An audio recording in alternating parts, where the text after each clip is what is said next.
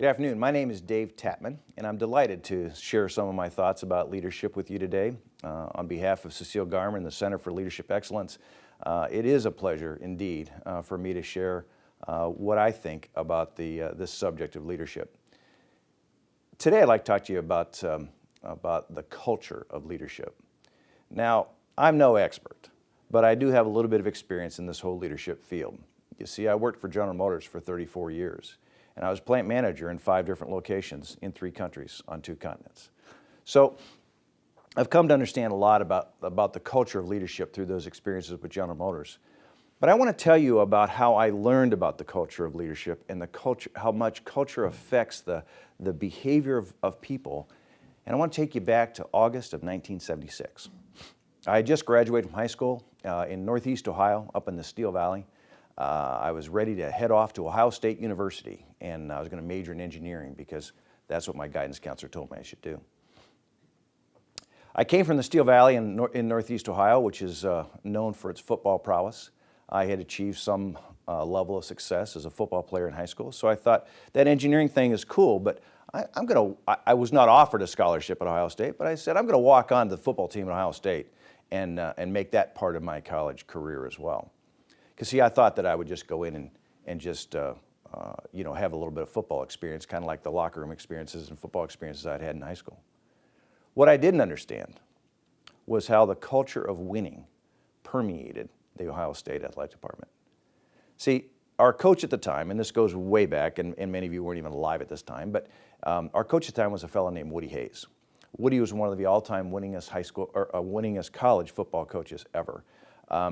He was to college football what Adolph Rupp was to college basketball, in my opinion. I think that we won a number of national championships. We've got 9 Heisman trophies.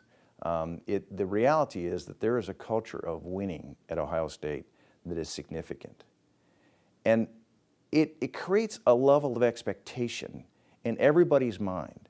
Everybody who walks onto that football field, everybody who has any role at all in that program knows that they're going to give it their best because that's what the expectation is.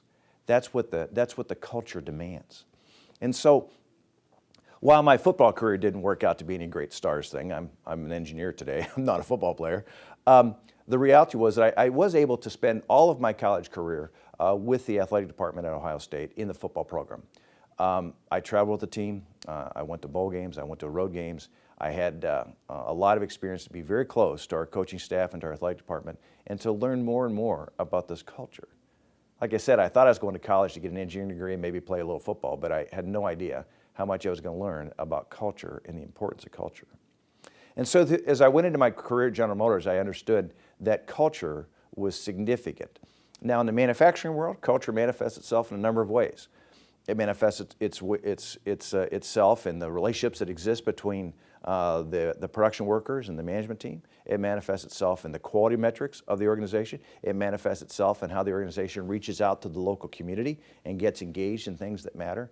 It really tells you a lot about the way it really controls a lot about the way an organization behaves. So across the course of 34 years, I've had the chance to kind of distill my thoughts about leadership and specifically culture across 3 fundamental principles. And the first principle is this, that people don't care how much you know until they know how much you care. People don't care how much you know until they know how much you care. You see, I could have gone into those jobs at General Motors. I'm an engineer. I know all this stuff. I've been all those other places and stuff. But until they knew that I cared about them and I cared about their kids and their church and their schools and whatever else was going on in their life, they didn't care how much I knew, and they really didn't care to follow what I was saying. But once they knew that I cared about them, that was a significant change in their behaviors. The second principle is that people don't need to have their own way. They just need to know that their own way was considered.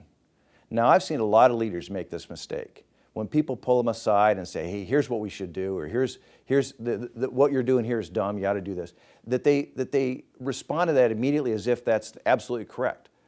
The key in that is you got to hear that person out. You need to understand what their logic is behind the suggestion they're trying to make. And at times, it makes a lot of sense. At times, that's a logic that says, hey, that's a good idea, I'm going to do that, that's great. But there are other times when simply no has to be the response. We're not going to do that, and here's why. You've got to tell them why.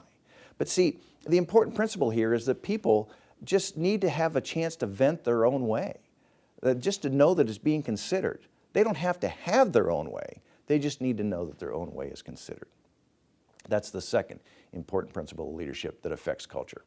The third principle of leadership that I think affects culture is one that I've spoken of in other venues, and that is that people can handle bad news. What they can't handle is anything less than the truth. In all of your dealings with employees or with others, with colleagues, business subordinates, business superiors, whatever, it's always important to speak the truth. Honesty, transparency, truthfulness cannot be overemphasized. So that's it. 34 years of plant management work at General Motors, 34 years in manufacturing, and it comes down to three things. People don't care how much you know until they know how much you care. People can handle bad news. What they can't handle is anything less than the truth. And the third thing is people don't have to have their own way. They just need to know that their own way was considered. Thank you.